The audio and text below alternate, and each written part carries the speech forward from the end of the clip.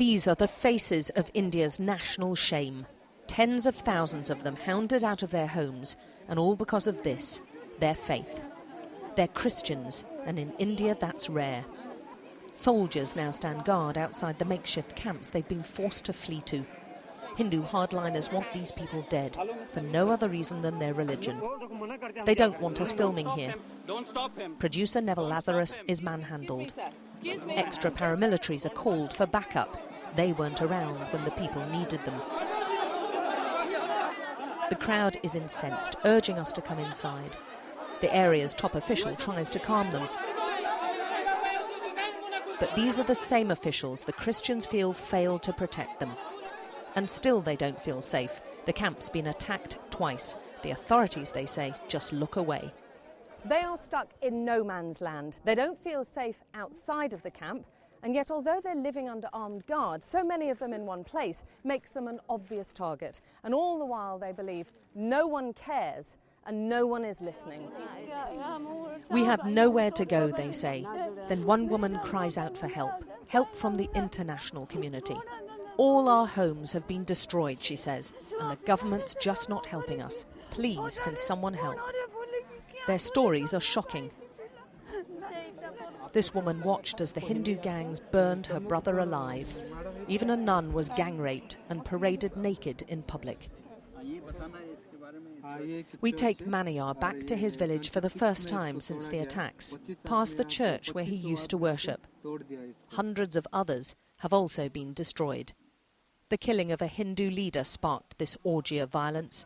Christians were blamed, and Hindu gangs went on the rampage, destroying village after village, house after house. 50,000 Christians have been left homeless.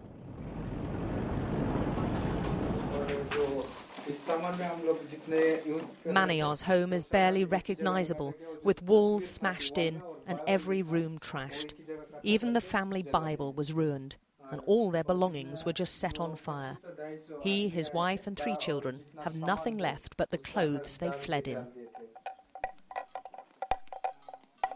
Those remaining say they were forced to convert to Hinduism, often at the end of a gun, or as this woman tells us, with a knife to her throat.